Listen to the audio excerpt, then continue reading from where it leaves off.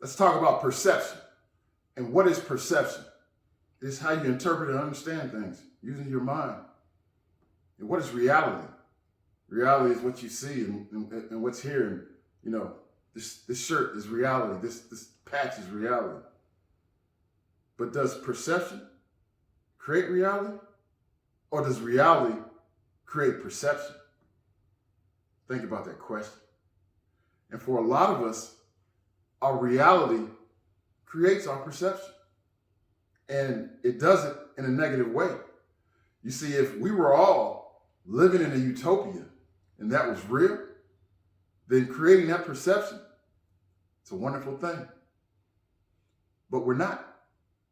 So when things aren't going the way that we would like them to go, when things are quote unquote, as we see them, bad, our perception is the same. Our perception becomes our reality. And guess what? What we think about and what we focus on, we make real. As a man thinketh, so is he. Our thought creates our reality. So if your perception is that this is bad, you're going to attract and create more bad. It's how this works. But if you decide that, no, my perception will create my reality. So your reality can be something that you do not desire, but you don't want to focus on what you don't want. Your focus is on what you do want. So you perceive things around you in a way that emphasizes what you want. So if your spouse isn't doing you right, it's cheating on you, or disrespecting you, or even abuse, verbal, I hope it's not physical, but something terrible. There's a way to look at that and perceive it as this is bad, and you attract more of it. But you also can perceive that as this is something that was necessary for me to get what I want. Whether it's with that person or with someone else, but something positive is going to come out of this. That's the perception.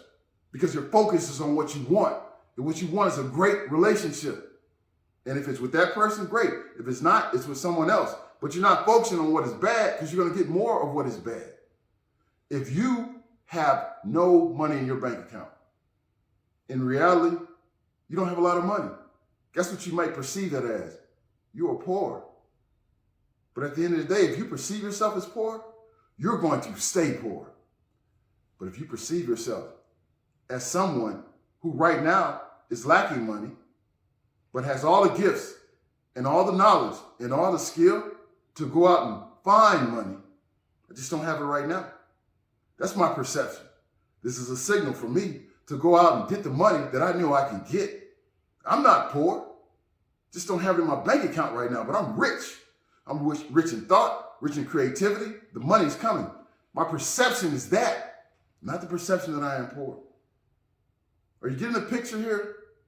Our perception is what drives and creates our reality. So we have to get our perceptions right. We have to focus on what we want and not on what we don't want.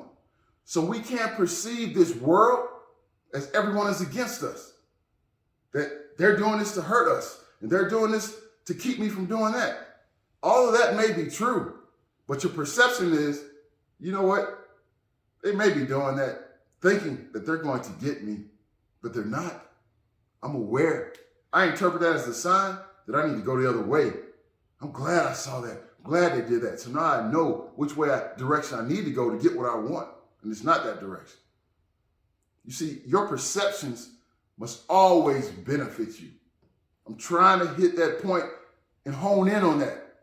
Perceive things in a way that benefits you. That doesn't mean that you let everything go and let everyone, be okay. And no, there are things that are against you, but you don't focus on what is against you. You put your focus on what you want, and you don't want things to be against you. So you focus on the way that you want things to be, and that's how you perceive the situation that is making you aware of what you want. You focus on what you want, and you go get what you want. It's Drew's Reminders. Have a great day.